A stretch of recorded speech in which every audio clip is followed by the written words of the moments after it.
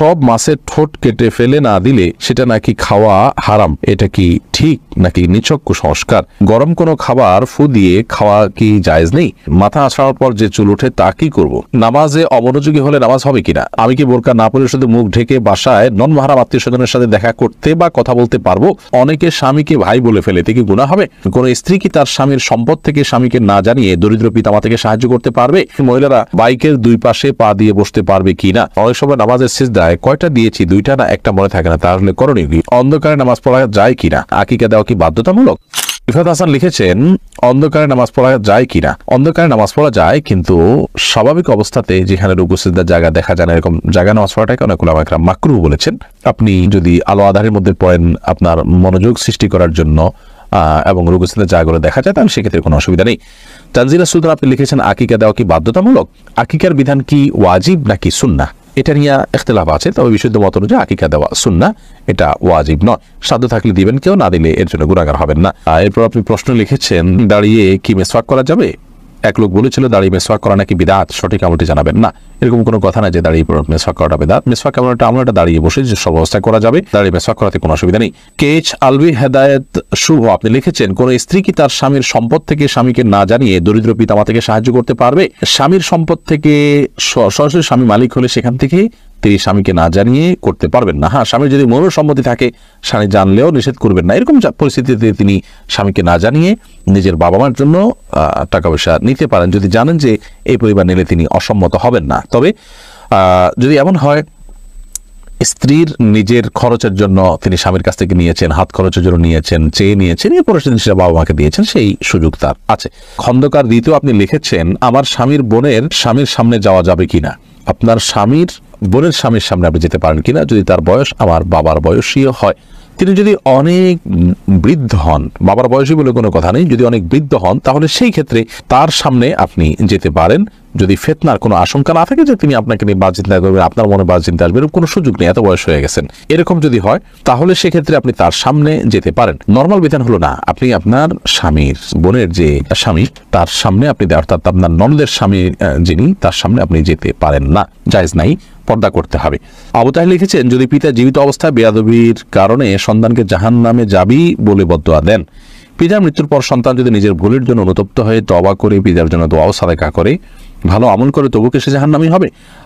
আল্লাহ রাব্বুল আলামিন যদি চান যে কোনো মানুষকে মাফ করাতে পারেন। পিতার প্রতি তিনি ত্রুটি করেছেন, এটা বান্দার হক নষ্ট করেছেন, এবং বান্দার হকের মধ্যে সবচেয়ে বড় হক হলো বাবার হক নষ্ট করা, রাসূল আকরাম সাল্লাল্লাহু আলাইহি ওয়াসাল্লামের হকের পরে, তো সেইটি তিনি করেছেন।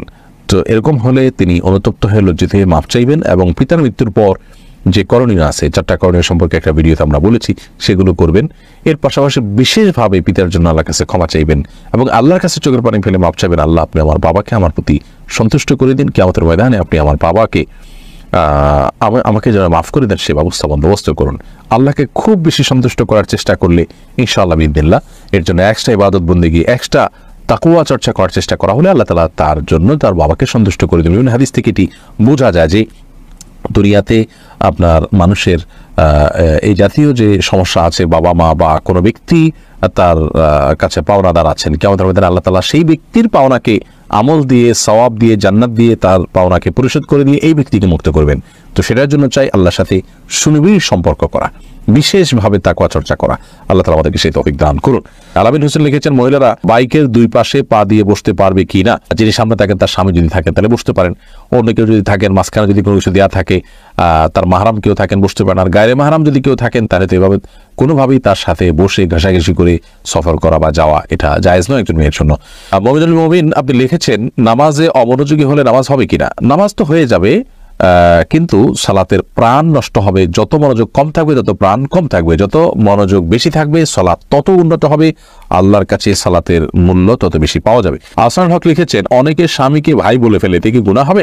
একটা হাদিস অনুযায়ী স্ত্রীকে বোন বা স্বামীকে ভাই বলা এরকম কোন একটার ব্যাপারে নিষেধাজ্ঞা আছে, সে হাদিসটির আলোকে বোঝা যায় এটা কারণের সম্পর্ক হারাম হয়ে যাবে না বা সম্পর্ক নষ্ট হয়ে যাবে না বা তালাক হয়ে যাবে না, কিন্তু এটা অনুত্তম কাজ। প্রয়োজনে একে অন্যকে নাম ধরতে পারে, অমুকের বাপ বলতে পারে, এটা সবচেয়ে ভালো, অমুকের বাপ।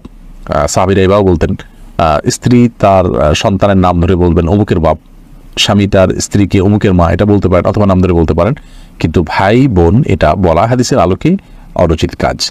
ফারিয়া বেগম আপনি লিখেছেন, গরম কোনো খাবার ফু দিয়ে খাওয়া কি জায়েজ নেই? যেমন চা বা গরম কোনো তরকারি, ভাত ফু দিয়ে খাওয়া, এটা কতটুকু সঠিক?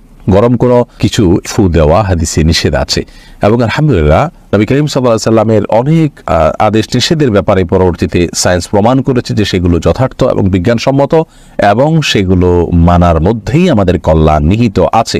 তো বিজ্ঞানের সেটা প্রমাণ হোক বা না হোক, নবী করিম সাল্লাল্লাহু আলাইহি সাল্লামের নির্দেশনা সেটি ওহীর মাধ্যমে আসছে। বিজ্ঞান তো মানুষের গবেষণা মাত্র, এটা নবী করিম সাল্লাল্লাহু আলাইহি সাল্লামের নির্দেশনাকে সার্টিফাইড করতে পারে না। আমি শুধুমাত্র বোঝার সুবিধার জন্য বললাম। যাই হোক, তো গরম খাবারে ফু দিয়ে বা কোনো খাবারে ফু দিয়ে সেটাকে ঠান্ডা করা তারপরে খাওয়া, এটা জায়েজ না, এটা নিষেধ আছে হাদিসে। এটা স্বাস্থ্যের জন্য ক্ষতিকর, আমাদের শ্বাস প্রশ্বাস এর সাথে এর অনেক সম্পর্ক আছে এবং এর ফলে অনেকভাবে আমরা ক্ষতিগ্রস্ত হতে পারি। তো এই জন্য ফু দেওয়া নিষেধ। আমরা গরম করার জন্য কোনো কিছু দিয়ে বাতাস করতে পারি অথবা অপেক্ষা করতে পারি, তারপর আমরা খাবো। আর গরম খাওয়াও একবারে খুব বেশি গরম খাবার গ্রহণ করতে হাদিসে নিষেধাজ্ঞা আছে।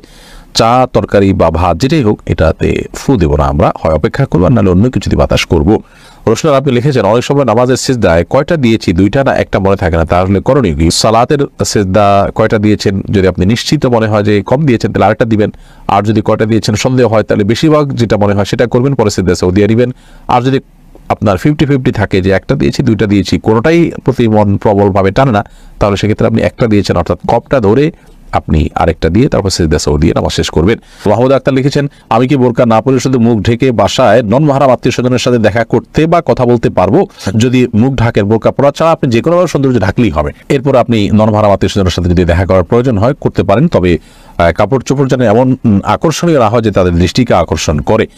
আর কথা তো আপনি বলতে পারেন, পর্দার আড়াল থেকে আপনি কথা বলতে পারেন এবং নিজের সৌন্দর্যকে ঢেকে কথা বলতে পারেন। কথার মধ্যে কোমলতা সৃষ্টি করবেন না, কৃত্রিমতা সৃষ্টি করবেন না, সবাই কথা বলবেন। আল্লাহ বলছেন, কুলনা কাওলাম মারুফা, সে আয়াতের আলোকে আপনি কথা বলতে পারেন, স্বাভাবিক কথা। নাজমা আক্তার আপনি লিখেছেন, মাথা আঁচড়ানোর পর যে চুল ওঠে তা কি করব? মানুষের মাথা আঁচড়ানোর পর যে চুল ওঠে অথবা নখ কাটা পরে যে নখ থাকে, এগুলো কি সম্মানজনক কোনো জায়গায় রাখা উচিত? সেটা মাটির নিচে দাফন হতে পারে, কবরে দাফন হতে পারে, মাটির নিচে চাপা দেয় একটা রেখে মাটির পুরো চাক দিয়ে দিলেন, থাকতে থাকতে মাটির নিচে সেটা মাটির সাথে মিশে গেল, এটা উত্তম। আর অসম্মানজনক কোনো জায়গায় নাপাকের মধ্যে ফেলাটা অনুত্তম, মাকরুহ। যদি কেউ ফেলেন বড় কোনো গুনাহ হবে না, কিন্তু এরকম করাটা অনুচিত এবং ভালো কাজ না। উচিত হলো মানুষের শরীরের, আল্লাহ তাআলা মানুষকে সম্মান দিয়েছেন, সেজন্য মানুষের শরীরের প্রত্যেকটা অংশ যাতে সম্মানিত থাকে, অসম্মানিত না হয় সেদিকটা খেয়াল করা। মারিয়া আপনি লিখেছেন, সব মাছের ঠোঁট কেটে ফেলে না দিলে সেটা নাকি খাওয়া হারাম, এটা কি ঠিক নাকি নিছক কুসংস্কার? না, এটা নিছক কুসংস্কার বোন। মাছের ঠোঁট খাওয়া হারাম নয়, কেউ চাইলে মাছের ঠোঁট খেতে পারেন। সব মাছের ঠোঁট কেটে ফেলতে হবে এরকম যদি হয় তাহলে তো কাসকি মাছ খাওয়া যাবে না, কারণ ঠোঁট তো আপনি কাটার জন্য খুঁজেই পাবেন না। তো যাই হোক, এটা নিছক কুসংস্কার, এর কোনো ভিত্তি নেই শরীয়তে।